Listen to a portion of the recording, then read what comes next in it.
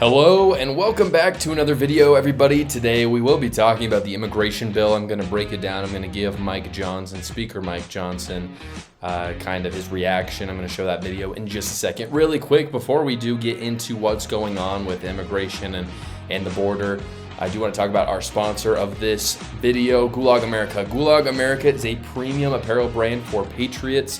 Right now, if you go use my code JoshCarr10 at gulagamerica.com, you will get 10% off. Again, that's JoshCarr10 for 10% off. I'm going to put some of their stuff up right here. It's just patriotic apparel brand. They have like really good stuff for winter right now with hoodies and long sleeves, so go check them out right now. Okay, guys, so getting into the news. Basically, they've announced that they're finally going to do something about the border. Joe Biden's been president for literally 3 years now, and you see nothing. But then right in the year of an election, of course, he comes forward, and the Senate, is proposing a bill for infrastructure, and it is $118 billion of spending. Now, I know what you're thinking.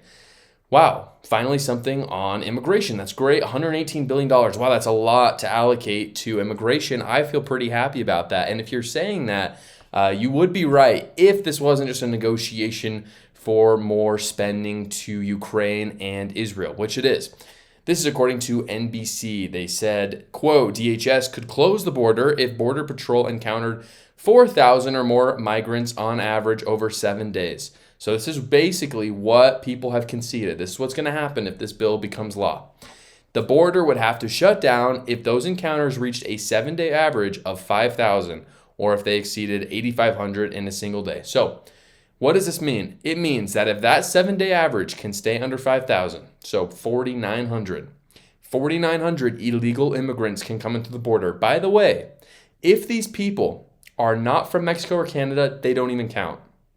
So all the Uzbekistan and Iraqis who are coming through, who are military age and are men and very well could be terrorists, they're not even counted in that. So they're welcome just to pass on through. So my question is this, and this is everybody's question: why not just shut it down completely?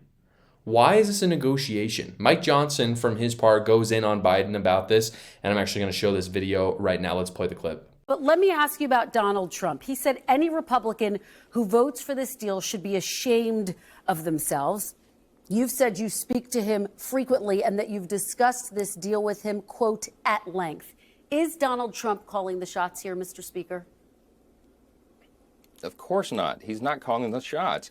I am calling the shots for the House. That's our responsibility. And I have been saying this far longer than President Trump has. I have been saying what the requirements are to fix the problem. I don't care if they call the legislation H.R. 2 or not. What we're saying is you have to stem the flow. The president has executive authority right now. As Congress does this negotiation and the debate and discussion, the president could stop it. Section 212F of the Immigration and Nationality Act, the Supreme Court has already acknowledged, gives the president broad executive authority. He could close the border literally overnight. So obviously Joe Biden doesn't want to shut down the border, but going into election year, he has to say that he did something. And this has kind of been the story of the Biden kind of staff and administration this whole time. He knew he could never pass a vax mandate. I mean, it was completely unconstitutional. Anybody knew that. But he did it just so he could say he did it and pander to the leftists. He did the same thing with student loan forgiveness, and now he's doing it with the border. He could, day one, do everything that he needs to do to shut down the border. He could have done it 3 years ago. He hasn't done it. What's happening right now is he's shirking off the responsibility to Congress because he wants to act like he did something, but he doesn't really want the responsibility of, having to face leftists who are really happy with Mexicans and Uzbekistanis and Iraqis just coming across the border willy-nilly. And so he'd rather defer to the Republicans to make them look bad, which is a fine strategy. It's good.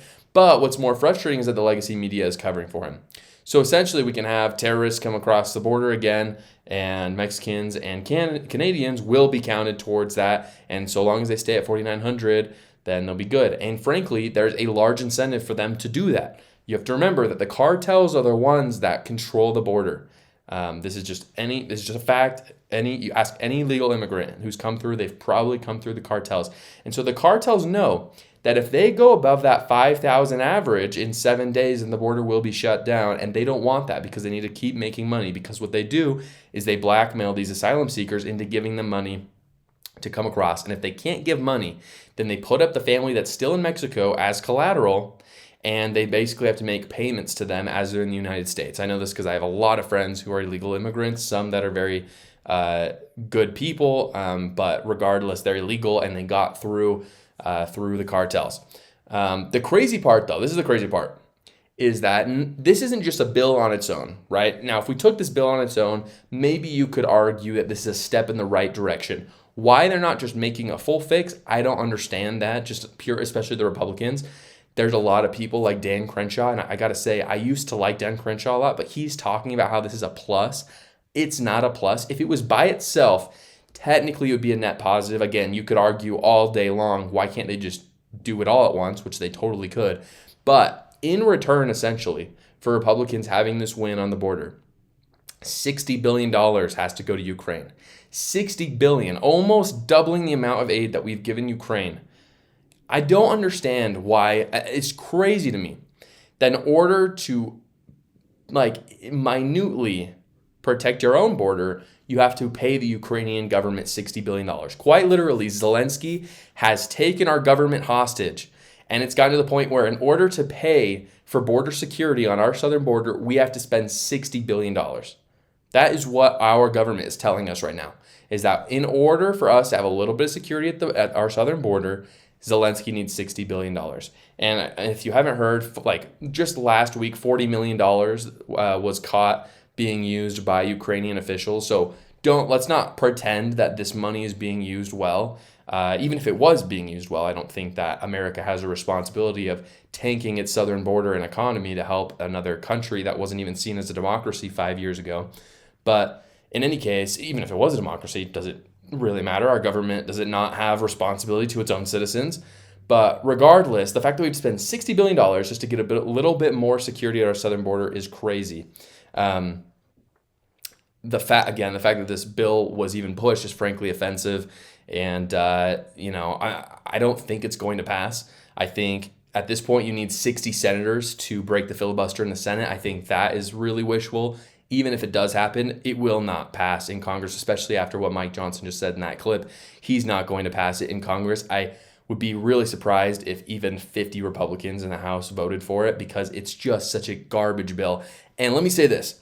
If Republicans vote for it, they're screwed in 2024. This is the time to put their foot down and say, no, Ukraine does not get priority over American citizens. All of the power that we need to shut down the border is already with the president. We don't need to make new laws. Joe Biden can just do it today. He's not doing it because he's trying to pander to all sides at once, and it's time to put him in a difficult place.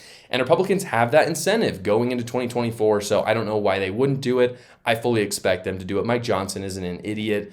Some establishment Republicans will definitely try to push for this, especially because, as Republicans and Democrats are invested in Lockheed Martin and other military industrial complex agents, are going to try to, make more money off of this war, as they've done. But at the end of the day, you can only fool the American people so much. And with Nikki Haley, people like Nikki Haley coming forward, and people like Vivek Ramaswamy and Ron DeSantis calling out people like Nikki Haley for making major bucks doing this, it's only a matter of time before this becomes a less common practice. I think that's what we're going to see here. And frankly, I just think it's offensive that they even push this bill forward at all. But if they pass it, if Republicans make this mistake, they're screwed in 2024. That's for sure. As always, guys, thank you so much for watching this video. If you haven't checked out my new book, A New Cult, The Progressive Takeover of the West, please go check it out at Amazon. I had a really fun time writing it. Talks about all the things I was talking about with immigration, the military-industrial complex, and how progressives are literally a cult. Again, go check it out at Amazon.com. We'll see you next time.